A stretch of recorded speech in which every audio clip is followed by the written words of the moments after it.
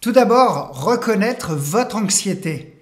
Identifier ce qui déclenche votre anxiété. Que ce soit les situations, les pensées ou parfois des sensations. Pour que vous puissiez mieux l'appréhender quand l'anxiété survient et vous allez réussir à la dédramatiser. Prenez vraiment le temps d'observer attentivement ce qui pourrait déclencher votre anxiété. Et vous pouvez prendre votre plus beau calepin et noter dans ce carnet les situations, les pensées, les sensations physiques qui précèdent cette montée d'angoisse. Croyez-moi, petit à petit, vous allez repérer, lorsque votre anxiété vous envahit, vous allez repérer les pensées associées et les sensations physiques que vous pouvez ressentir. Et quand ces déclencheurs se manifesteront, vous pourrez vous dire « Ok, je connais cette situation, mais je l'ai déjà traversée et je peux gérer, je gère. » Le simple fait d'identifier le processus de pensée permet de le dédramatiser. Comme une prise de parole en public. Imaginez, vous pouvez imaginer qu'elle se passe bien et que vous arriviez à la gérer comme en général vous arrivez à la gérer toujours bien. Sauf évidemment si vous souffrez de glossophobie, la peur de parler en public, mais c'est un autre sujet et vous pourrez retrouver ce sujet dans mes vidéos sur ma chaîne YouTube. Vous pouvez aussi anticiper certaines situations anxiogènes et vous y préparer mentalement en visualisant comment vous allez pouvoir les gérer le plus sereinement possible.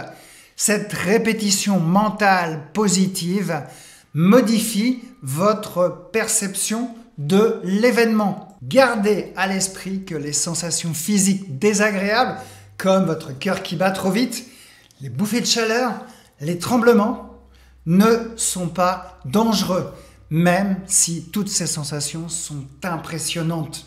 Et ça, malgré tout ce que vous avez pu lire sur les dangers du stress, plus vous lisez ce genre de choses, plus vous paniquez, plus effectivement c'est mauvais pour votre corps, car vos pensées influencent votre cerveau. Alors que si vous pensez que le stress ne va pas vous tuer et qu'il n'est pas si mauvais que ça pour le corps, eh bien, votre corps vous dira merci. Les sensations physiques font partie de la réaction du stress, mais ne signifie pas que vous allez perdre totalement le contrôle et vous évanouir. Et croyez-moi, ça finit toujours par passer. Deuxièmement, vous pouvez écrire vos pensées. Écrire ces pensées sur un papier, écrire tout ce qui vous tracasse est un excellent moyen d'extérioriser votre stress.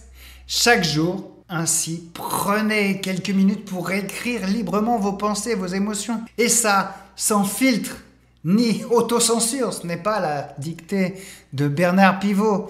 Ce n'est pas, vous n'êtes pas à l'école. Peu importe les fautes, il ne s'agit pas d'une dictée. Ne vous préoccupez pas de faire des phrases superbes. Laissez juste les mots couler. Comme si vous teniez un journal, et on appelle ça en anglais le journaling. Ce processus d'écriture vous aide à prendre vraiment du recul par rapport à vos ruminations mentales, ces pensées qui tournent en boucle. Vous pourrez relire vos écrits plus tard et repérer des schémas de pensées récurrents qui reviennent sans cesse. Et vous allez voir, c'est à peu près toujours les mêmes. Et souvent, le simple fait de formuler votre inquiétude suffit à en diminuer l'intensité. C'est comme si le fait de la coucher sur le papier la faisait sortir de votre esprit, vous libérant ainsi de son emprise. Troisièmement, la restructuration cognitive. Et vous allez me dire oui, c'est encore du jargon de psy. Mais rassurez-vous, je vais tout vous expliquer. L'anxiété s'accompagne souvent de pensées négatives du type « c'est terrible », je n'y arriverai jamais, tout va mal se passer. Bref, vous avez tendance à élaborer un scénario catastrophe. Vous voyez vraiment de quoi je parle, j'imagine. Cette restructuration cognitive, c'est tout simple. Ça consiste à identifier ces pensées qui sont totalement irréalistes et à les remplacer par d'autres vraiment plus réalistes. Quand vous repérez une pensée anxieuse, questionnez vraiment sa véracité. Demandez-vous quelle preuve vous avez qu'elle est vraie. Est-ce que vous allez réellement échouer à cette présentation en public alors que la plupart du temps, ça se passe bien? Pourquoi vous allez échouer? Est-ce que vous allez réellement tomber dans les pommes en allant au supermarché alors que cela ne vous est jamais arrivé? Vous voyez que ces pensées sont souvent totalement irréalistes et ce sont des scénarios catastrophes. En cherchant des pensées alternatives plus réalistes comme « certes, c'est difficile, mais je peux y arriver », vous allez faire face à cette anxiété. Vous pouvez vous dire « j'ai déjà réussi par le passé, même si ça se passe mal, je ferai face ». Et puis, est-ce que c'est si catastrophique si ça se passe mal? Est-ce que si je loupe un peu ma présentation orale dans mon entreprise, est-ce que je vais être viré? Pas forcément. Avec de l'entraînement, vous parviendrez, vous allez mettre de la soupline dans votre discours intérieur pour le rendre vraiment plus bienveillant et encourageant. 4e astuce, fixez-vous des objectifs réalisables. Alors je sais, quand on est anxieux, on a tendance à voir les choses en noir et se sentir rapidement débordé, dépassé.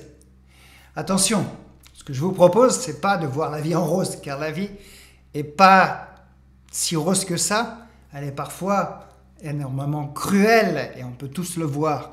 Elle est parfois injuste. Mais de la voir telle qu'elle est. Parfois il fait beau, parfois il pleut, souvent il fait gris et surtout en ce moment il pleut. Mais nous allons aussi avoir des jours de beau temps, je l'espère. Pour contrer cela, fixez-vous chaque jour vraiment des tout petits objectifs concrets et qui sont facilement atteignables. Par exemple, vous pouvez sortir marcher 10 petites minutes. 10 petites minutes, ça peut changer la donne si vous ne faites pas de sport. Moi, j'avais une cliente qui était en surpoids et qui ne faisait pas de sport et qui avait une mobilité réduite. Elle avait mal aux genoux. Le fait d'avoir marché 10 minutes pendant un mois a amélioré en fait sa condition physique. Elle a perdu un peu de poids, mais surtout sa mobilité. Et elle avait moins de mal quand elle se baladait avec son mari. Elle était allée en Italie en voyage organisé et elle m'a remercié de lui avoir donné ce conseil. Elle a beaucoup mieux marché, beaucoup plus profité des visites en Italie. Vous pouvez aussi appeler un ami que vous n'avez pas appelé depuis longtemps, ranger un tiroir, lire 10 pages d'un livre. Et ça, c'est la méthode des petits pas, la méthode Kaizen. En atteignant régulièrement des mini-objectifs, il ne s'agit pas d'aller courir tout de suite un marathon, vous allez renforcer votre sentiment d'efficacité personnelle et vous gagnez en confiance en soi. Vous réalisez que vous êtes capable d'agir malgré l'anxiété. Et, comme je viens de le dire, vos succès, même modestes, vous redonnent confiance et calment petit à petit vos peurs. Veillez aussi à vous féliciter pour chaque objectif que vous avez atteint et vous récompenser. Je ne sais pas moi, avec une tasse de thé, une tisane, écoutez une chanson que vous aimez bien, un café. Récompensez-vous. Comme ça, votre cerveau va associer effort et récompense. Testez, vous allez voir, ça fonctionne du tonnerre. Vous êtes encore en train de regarder cette vidéo. Bravo, je vois que vous avez vraiment envie de vous débarrasser de cette maudite anxiété. Et vous pourrez télécharger un beau PDF qui récapitule toutes les techniques dont je vous parle dans cette vidéo. Vous pourrez le mettre en évidence sur votre portable et vous pourrez l'ouvrir lorsque vous êtes anxieux. Et le lien se trouve sous la vidéo, dans la description. 5. La visualisation positive. Notre cerveau a grand-peine à faire la différence entre une situation réelle et une situation que vous allez fortement imaginer. Si vous faites l'expérience, vous fermez les yeux, vous pensez à un citron, vous pensez que vous coupez le citron, vous pensez que, rien qu'en parler, là je suis en train de saliver, vous pensez que vous pressez le citron dans un verre, vous pensez que vous êtes en train de boire le verre, vous allez saliver. Or, à part ma tasse de café, il n'y a aucun, encore elle est vide, il n'y a aucun citron dans cette pièce. Vous allez pouvoir utiliser ce principe à votre avantage en pratiquant la visualisation positive. Vous en avez déjà peut-être beaucoup entendu parler. Mais dans cette vidéo, je vais vous donner ensuite une nouvelle forme de visualisation beaucoup plus efficace dont vous n'avez peut-être pas entendu parler. Alors, vous pouvez vous imaginer que vous êtes en train de gérer avec calme et assurance une situation qui vous stresse habituellement, comme le fait par hasard, de parler en public. Visualisez que vous êtes en train de respirer correctement, posément, de parler d'une voix aussi posée, de vous sentir détendu et confiant. Imprégnez-vous de toutes ces sensations positives. En répétant cet exercice, vous pouvez créer de nouveaux schémas mentaux dans le cerveau, vous créez de nouveaux chemins neuronaux qui s'activent naturellement quand vous serez dans cette situation en train de parler en public, par exemple. Mais, et là vous ne connaissez peut-être pas cette technique, ce qui fonctionne le mieux, c'est visualiser tous les obstacles que vous allez rencontrer sur le chemin. Voyez mentalement comment exactement vous allez surmonter les obstacles avec succès. Si vous devez prendre la parole en public, imaginez-vous les premiers mots que vous allez dire qui vont être difficiles, les mains moites. Vous allez exactement réfléchir comment vous allez prononcer ces premiers mots. Peut-être apprendre la première phrase par cœur et puis après le reste coulera. Si vous sentez que vous avez les mains moites, qu'est-ce que vous allez faire? Si vous sentez que votre cœur bat trop vite à un moment donné, qu'est-ce que vous allez faire? Peut-être respirer un peu mieux. Et si on vous pose une question à laquelle vous ne savez pas répondre, visualisez quelle va être votre réponse pour ne pas être complètement décontenancé quand on vous la pose. Vous allez vraiment imaginer tous les obstacles et que vous les surmontez avec succès et que votre présentation est superbe. C'est une autre forme de visualisation, mais beaucoup plus efficace. Le 6e conseil, la méditation pleine conscience. Alors, Kesako, la mindfulness aussi en English, c'est un outil précieux pour gérer votre stress. Le principe est simple, vous allez focaliser votre attention sur le moment présent, en observant votre respiration, les sensations de votre corps ou les sons qui vous environnent. Et chaque fois que votre esprit s'égare, et vous inquiétez pas, ça va arriver, dans les pensées, ramenez-le doucement à l'objet de votre attention qui est le souffle. Méditez ainsi 5 à 10 minutes par jour, de préférence à un moment fixe tous les jours pour vraiment créer une habitude. Petit à petit, vous allez apprendre à vous ancrer dans l'instant présent plutôt que quand vous êtes anxieux, vous ruminez sur le passé ou vous vous inquiétez sur l'avenir. En revenant à votre souffle, vous diminuez fortement l'anxiété. Et les études montrent que la méditation régulière réduit l'anxiété et améliore votre régulation émotionnelle, les pics d'humeur que vous avez, et cela même 5 minutes par jour. Et qui n'a pas 5 minutes par jour dans sa journée? Il suffit juste de mettre son réveil un petit peu plus tôt, se lever avant tout le monde, avant votre famille. Comme ça, personne vient vous déranger. Vous vous mettez sur votre canapé du salon ou dans un endroit tranquille. Vous faites vos 5 minutes de méditation. Et tout ça, ce sera beaucoup mieux que de regarder votre téléphone, regarder toutes les nouvelles, écouter les informations qui vous donnent le pire du pire de toute la planète. 7e conseil que vous entendez souvent, l'exercice physique régulier. Alors, c'est évidemment, vous le savez, vous l'avez entendu maintes et maintes fois, l'un des meilleurs remèdes naturels contre l'anxiété. Quand vous bougez, votre corps libère des endorphines, ces hormones du bien-être qui apaisent le stress et votre anxiété. L'exercice physique régule aussi le taux de cortisol, qui est l'hormone du stress, et améliore aussi la qualité de votre sommeil. Et ça, ce sont 2 facteurs clés dans la gestion de votre anxiété. Mais surtout, trouvez une activité qui vous plaise. Et en théorie, vous devriez la pratiquer au moins 30 minutes, 3 fois par semaine. Ça, c'est la recommandation classique. Mais j'encourage, pour commencer mes clients, à faire 5 minutes par jour comme pour la méditation. Pour prendre l'habitude.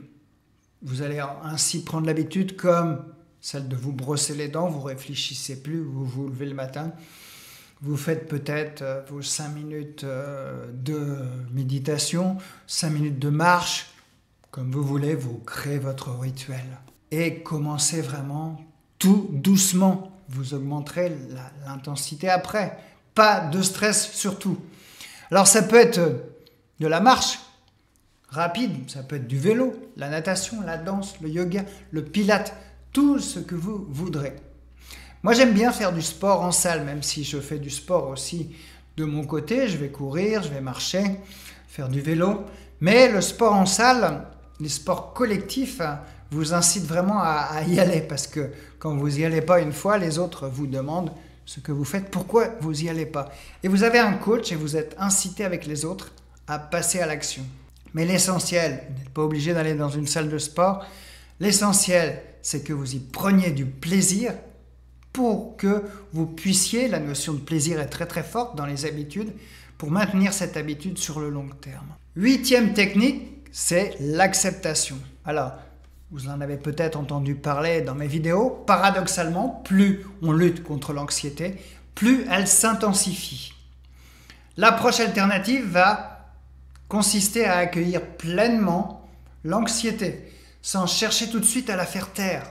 Lorsque vous sentez l'anxiété monter, elle monte, dites-vous intérieurement, j'accueille cette anxiété, je la laisse être là, même si c'est très difficile, et je n'ai pas besoin qu'elle parte tout de suite. Si vous voulez qu'elle parte tout de suite, vous mettez plus de pression et elle ne va pas partir.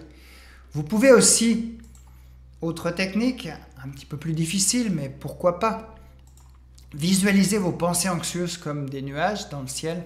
Elles passent, elles évoluent sans que vous ayez besoin d'intervenir. Ou imaginez que vous les déposez sur des wagons d'un train qui s'éloigne. Ces techniques d'acceptation vous aident à moins vous identifier, à fusionner avec votre anxiété et réaliser qu'elle est transitoire, elle ne va pas durer. 9. S'exposer progressivement à ses peurs. Quand on est anxieux, on a une tendance naturelle à éviter les situations qui nous font peur. Sur le court terme, ça nous permet de rester dans une sorte de confort et de ne pas souffrir. Mais la souffrance vient plutôt sur le long terme. À long terme, l'évitement renforce l'anxiété au lieu de la réduire. Et pour sortir de ce cercle vicieux infernal, il est essentiel de s'exposer graduellement à ce qui vous angoisse.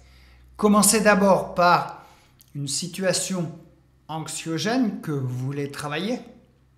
Par exemple, prenons les transports en commun. Si vous souffrez d'agoraphobie, vous avez peur des transports en commun. Découpez cette situation en petites étapes qui vont être progressives. Regardez des photos de bus et déjà, même si ça vous fait peur, exposez-vous à cette peur. Ensuite, allez à l'arrêt de bus, mais vraiment sans monter dans le bus. Faire ensuite un arrêt, 2 arrêts et ainsi de suite.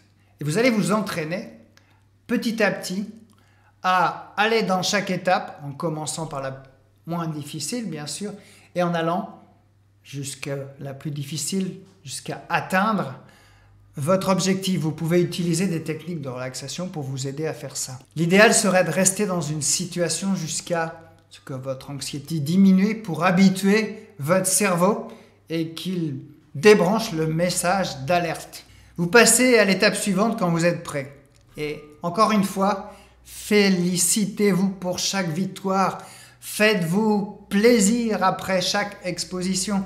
Vous savez pourquoi? Parce que je vous l'ai dit tout à l'heure, le cerveau va associer plaisir et exposition et vous allez être beaucoup plus enclin à passer à l'action. Avec une pratique régulière, votre seuil de tolérance à l'anxiété va augmenter.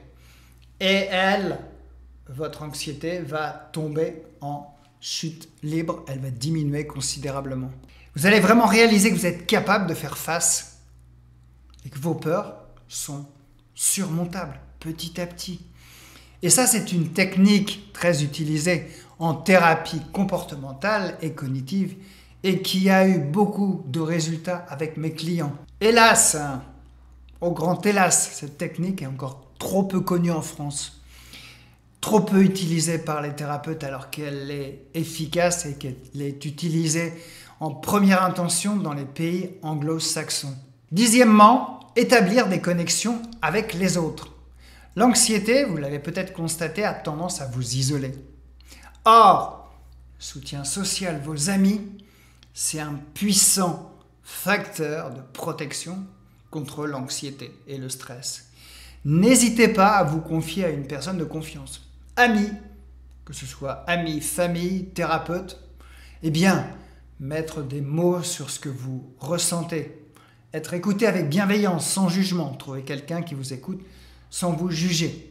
Eh bien, ça fait un bien immense. Vous pouvez aussi rejoindre un groupe de soutien en ligne ou près de chez vous.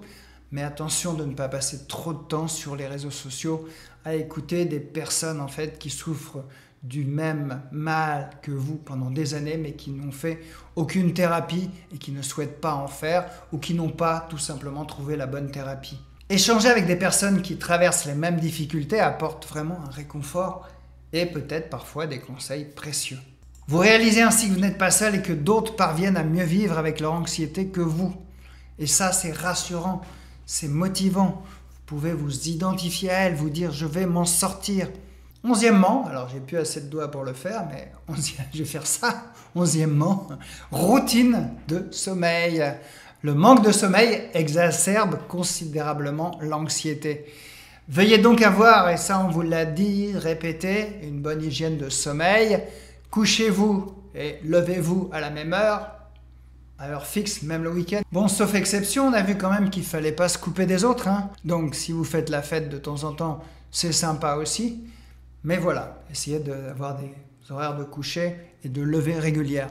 Évitez, vous le savez, les écrans, TV, ordinateur, smartphone, au moins 1 heure avant le coucher, car il y a une lumière bleue qui perturbe la sécrétion de mélatonine, cette hormone qui vous aide à vous endormir. Vous pouvez créer chaque soir un petit rituel apaisant. La petite lecture, tisane, attention pas trop parce que vous allez, si vous êtes comme moi, vous levez un peu trop la nuit. Des étirements doux, respiration profonde, bain chaud, soyez créatif, faites ce qui vous plaît. Évitez de surchauffer votre chambre. Elle doit évidemment être calme et un peu sombre. La bonne température, c'est 18 degrés, mais on peut aller en dessous. En journée, évitez les siestes trop longues, mais faites quand même la sieste, c'est bon aussi. Mais vous les limitez à 5, 10, 15 minutes. Et surtout, limitez votre consommation de caféine, surtout après 17 heures. Alors, la caféine, si mes souvenirs sont bons, met à peu près 12 heures pour s'éliminer de votre corps. Donc, vous l'avez compris, un sommeil de qualité, ça va être un allié, votre allié précieux pour apaiser votre système nerveux. 12. La pause numérique, la fameuse pause numérique, la digital detox. La surconsommation d'écran et d'informations, ça peut augmenter considérablement votre anxiété. Limitez le temps passé sur les réseaux sociaux, les chaînes d'infos, les sites anxiogènes. Les chaînes d'infos, vous avez le pire du pire de toute la planète qui est déversé. Et certaines personnes écoutent ça dès le matin. Ça vous prépare à une journée anxieuse. Il y aura assez d'occasions de s'inquiéter dans la journée. Croyez-moi. Vous pouvez, ça je ne le savais pas, j'ai découvert ça en faisant cette vidéo, paramétrer votre smartphone pour qu'il vous envoie des notifications de 9 à 19 heures par exemple. Vous pouvez instaurer des digital detox aussi, des plages sans écran dans votre journée, surtout le matin au réveil, ou peut-être le soir avant de dormir, ou pourquoi pas les deux. Remplacez ces temps par des activités plaisantes. Alors, j'ai vu passer des études comme quoi la lecture diminuerait énormément le stress, plus qu'une marche. Donc faites de la méditation aussi, promenade, discussion avec des gens, des jeux de société, tout est bon et vous allez recréer des liens sociaux dans votre famille ou avec les autres. Moi, je fais souvent des soirées où je joue. Et vous verrez qu'en vous reconnectant au réel, votre anxiété va s'atténuer naturellement. 13e conseil, ayez une alimentation équilibrée. Parce que ce que vous mangez va influencer votre humeur et votre niveau d'anxiété. Alors, privilégiez une alimentation riche en fruits et légumes. Si vous tenez à manger des céréales, mangez des céréales complètes, des bonnes graisses, oléagineux, poissons. Ces aliments vous apportent les nutriments qui sont essentiels au bon fonctionnement de votre cerveau. Limitez au contraire les aliments industriels ultra transformés, pleins de sucre. Et vous pourrez voir la vidéo que j'ai fait avec le docteur Denis Coster sur les méfaits du sucre et les mauvaises graisses que contiennent ces aliments industriels et tous les additifs qui perturbent votre glycémie, votre flore intestinale, parce que votre intestin est votre deuxième cerveau. Réduisez aussi votre consommation d'excitants, café, on l'a vu, thé, c'est la même chose, le thé contient de la caféine, alcool, cigarettes qui stimulent votre système nerveux. Je sais que vous n'avez pas beaucoup de temps, mais prendre le temps de cuisiner et savourer vos repas dans le calme, en pleine conscience, en pensant à ce que vous mangez sans écouter les informations. Mâchez lentement pour bien assimiler, comme je vous l'ai dit. Votre ventre est votre deuxième cerveau, alors prenez-en soin. Et le 14e et dernier conseil, développer la résilience. La résilience, c'est quoi? C'est la capacité à rebondir face aux difficultés de la vie. C'est une compétence qui se travaille et se renforce avec le temps, bien sûr. Pour cultiver votre résilience, nourrissez un regard positif sur vous-même et sur l'existence. Oui, la vie peut être pourrie, mais il y a des bons moments. Oui, parfois, vous êtes peut-être pas aussi bon que vous le souhaiteriez, mais parfois vous êtes bon. Concentrez-vous sur vos forces, vos réussites, vos progrès, plutôt que sur les faiblesses. Et entourez-vous aussi de personnes positives qui vous soutiennent et vous encouragent. Peut-être virer la famille, c'est pas facile, mais virez vos copains ou copines qui sont vraiment trop négatifs et qui vous tirent par le bas et qui vous dévalorisent et qui sont tout le temps en train de voir le monde sous un aspect négatif. Cela ne vous aide pas. Vous pouvez vous engager aussi dans des activités qui donnent du sens à votre vie et renforcent votre sentiment d'efficacité personnelle. Bénévolat, soit une passion, un projet qui vous tient à cœur. Et quand vous êtes dans ce projet qui vous tient à cœur, vous êtes dans une sorte de flow, un espace où il n'y a plus de place pour les pensées négatives. Vous êtes bien, vous réduisez votre anxiété. Apprenez de vos erreurs plutôt que de les ruminer. Les erreurs, ce n'est pas facile quand on est en train d'en faire une ou quand on a fait une. Mais après, de se rendre compte que l'erreur nous a permis en fait d'apprendre quelque chose. Et le fait de retourner dans le passé et se dire j'aurais dû faire ci, j'aurais dû faire ça, ça ne vous aide pas. Célébrez chaque petite victoire. On l'a vu déjà, mais je vais vous le redire.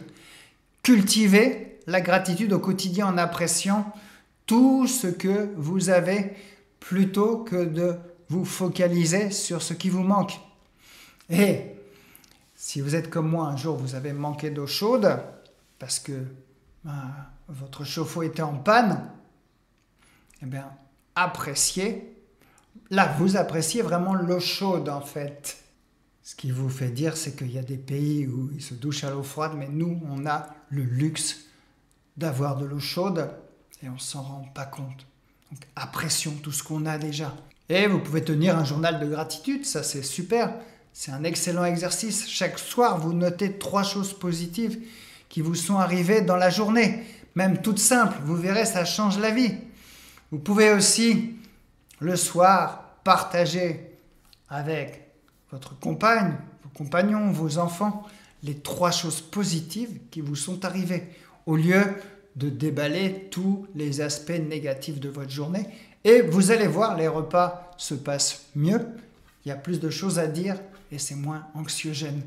En appliquant régulièrement ces 14 conseils, vous allez petit à petit renforcer votre muscle de la gestion du stress. C'est l'effet cumulé qui est intéressant. L'effet cumulé, c'est chaque stratégie prise isolément, va vous apporter petit à petit un mieux-être. Mais en les combinant au quotidien, c'est en les combinant vraiment que vous allez transformer votre rapport durablement à l'anxiété. Bien sûr, ça prend du temps. C'est de l'effet cumulé. Ça demande du temps, de la régularité, des efforts. Il y aura des hauts et des bas, des rechutes, des victoires. Mais vraiment, armé de cette boîte à outils, de 14 outils anti-stress, anti-anxiété, vous avez vraiment là toutes les clés pour apprivoiser votre anxiété et mener la vie que vous voulez. Alors, êtes-vous prêt à relever le défi? Chaque petit pas compte et commencez, pourquoi pas aujourd'hui. La clé pour faire des progrès durables, c'est la régularité et être surtout très très bienveillant envers vous-même. Ne vous découragez pas si vous avez des ratés, c'est normal. Par contre, félicitez-vous plutôt pour chaque effort, chaque réussite, même si elle est minime. Votre anxiété a mis du temps pour s'installer, il faut du temps pour la dompter. Soyez patient et persévérant, vous êtes sur la bonne voie. Et comme je vous l'ai dit tout à l'heure, si vous voulez retrouver tous ces conseils, cette boîte à outils, j'ai fait un beau PDF pour vous. Vous pourrez le télécharger en cliquant sur le lien sous la vidéo dans la description.